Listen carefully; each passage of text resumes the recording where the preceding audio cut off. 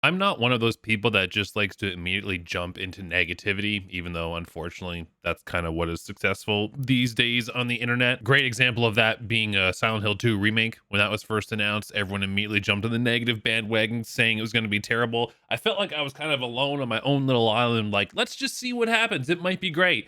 And spoiler alert, it was awesome. But they just released a sneak peek of the new Until Dawn movie, which is coming out in April. And I sus. I kind of raised the people's sus brow when I was watching this trailer this morning. As a huge fan of the Until Dawn game and how cinematic it was, I thought a lot about how we can continue the story without just giving the audience the same experience that they got when they were playing. So I kind of get wanting to do your own story. It worked really well with the Fallout TV show. They created their own character and their own stories, but they set it within the Fallout universe where everything that happened in the games was still canon. So it really worked.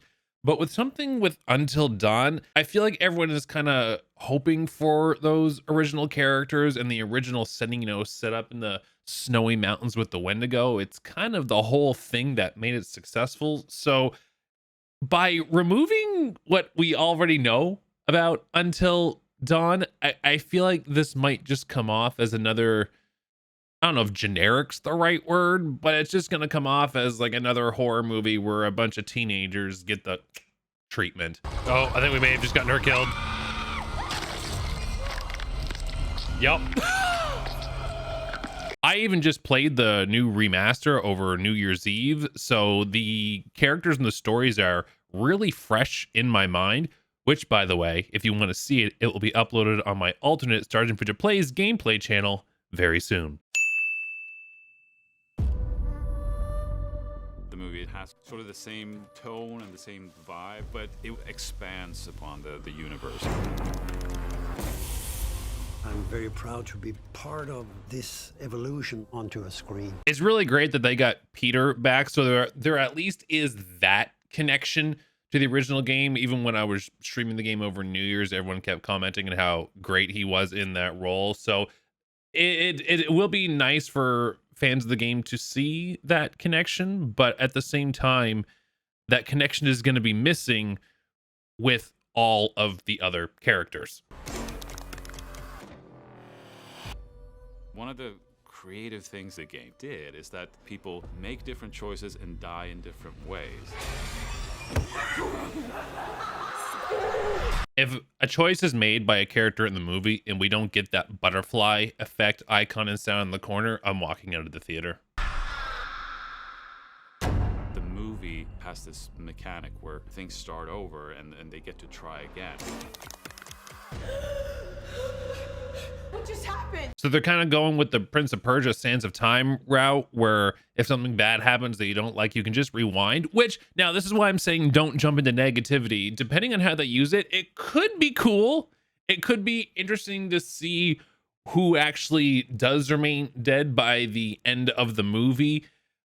But it's also one of those dangerous territories where if it gets overused, it can make everything that happens in the movie feel like it's not important or there's no weight to it. And if bad decisions just kept getting control Z'd, then I think it's gonna make the audience kind of disconnect from what's happening. But again, they could use it in a unique way that's not overused. Maybe there'll be something in the plot that makes it so it can only be used so many times. Like if they want to reset time, they have to put in another quarter into the arcade machine to make it go back. I don't know.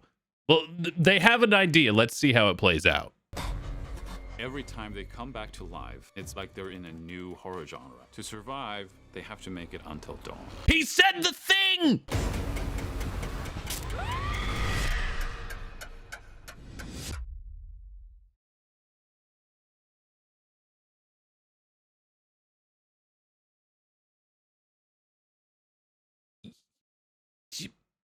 Yeah. I feel like I don't know how to make that any clearer. I feel like that was well put.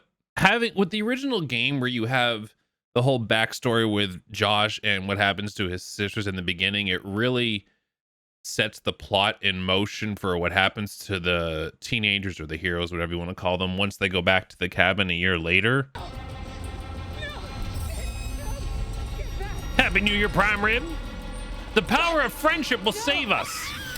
Oh, we're bad friends, I guess. My bad. And it deals with a lot of, you know, trauma response and mental health and how it can really deteriorate when you go through a traumatic event. There was a real emotional and real motivation behind these characters in the game, which is what makes people really connect with it so much. Plus, let's be real, everyone loved watching Emily die. Which, side note, completely unrelated, the fact that Emily is so hated, you have to give credit to the actress. She did a fantastic job in making so many people despise Emily. With that being said, there were a few stands in my chat when we streamed the original game, so hats off to those dedicated Emily lovers. I do hope they're able to come up with some sort of, you know, unique story as to why all these characters are there and why they are all being killed. Like, are they going to bring the Wendigos back? I feel like the Wendigos were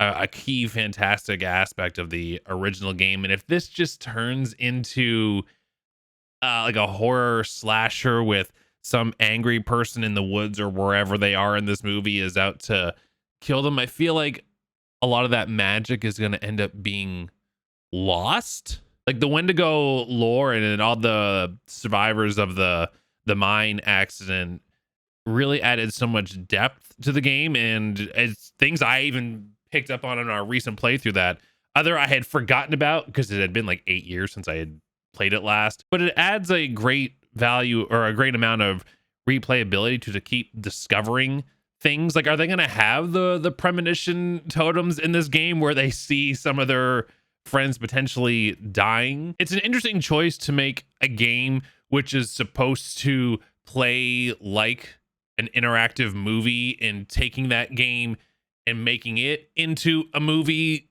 but it will be lacking the interaction from the audience. You remember the movie Clue, where they filmed like multiple different endings, and when you watched the DVD, you would get different endings depending on which version it randomly selected? Things like that would be cool, but it looks like in this they're going with the undo route for people dying and, oh, we lost our girlfriend, let's just rewind the tape. Anyway, I'm intrigued to know what you guys think of this. Again, this is a 1 minute sneak peek. I personally am not going to go full negative and write this movie off. I'm curious to see how it plays out.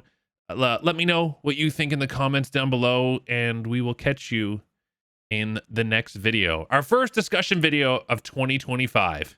Here's to a great year, everybody.